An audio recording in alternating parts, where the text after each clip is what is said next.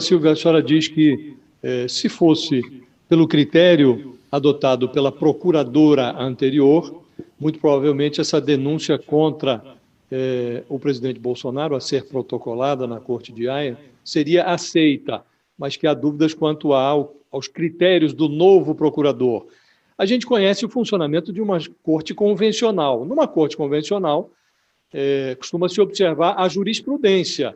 Então, um juiz, ainda que seja um juiz novo, ele vai sempre levar em conta aquilo que o tribunal normalmente, comumente adotou como jurisprudência. No caso da Corte de Haia, vale também a jurisprudência ou cada procurador que chega adota um critério diferente?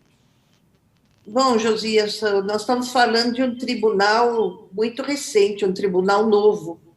O primeiro caso do Tribunal Penal começou em 2006, quer dizer, um tribunal que tem 15 anos de funcionamento e até agora, vamos dizer, levou até o final de julgamento 4 ou 5 casos somente. Então, ele ainda tem uma jurisprudência sendo construída.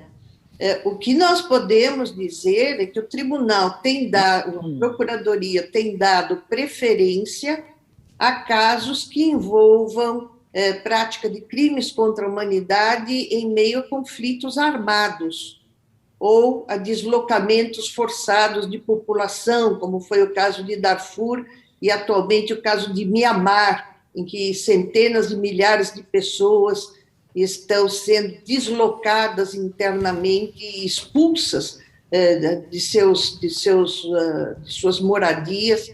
Nós temos casos acontecendo, por exemplo, em Moçambique, a situação de Cabo Delgado, onde há também quase 1 milhão de pessoas deslocadas internamente, e esse deslocamento forçado implica também em seguidos crimes de violência sexual contra mulheres e meninas, em fome, em assassinatos.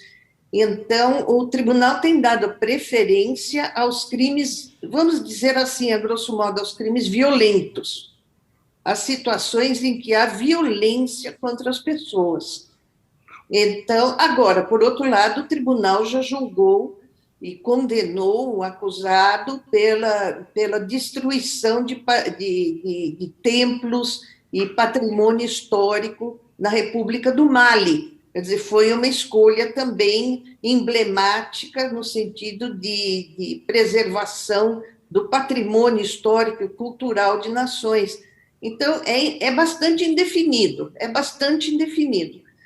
Como eu falei, existem essas que nós chamamos de catástrofes humanitárias em diversas partes do mundo.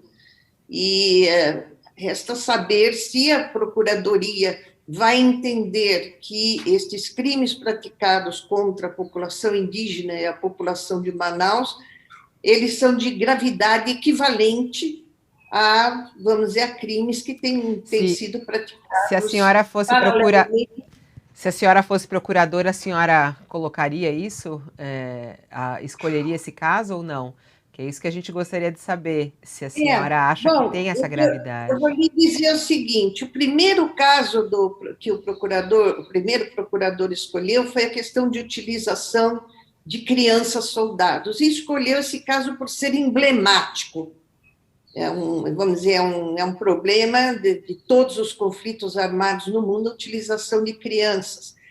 Escolheu esse caso a procuradora sob destruição de patrimônio histórico, cultural, religioso. A procuradora também escolheu um caso em que o principal crime cometido, foi o caso que eu presidi, era violência contra mulheres e meninas em conflito armado.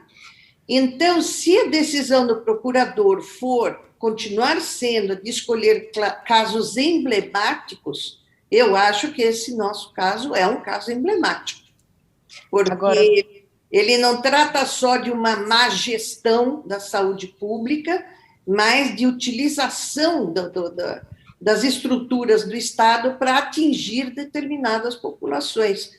Então, eu, pessoalmente, sim, se fosse escolher o critério emblemático, eu acho que é um caso bastante emblemático para ser selecionado para uma investigação pelo tribunal.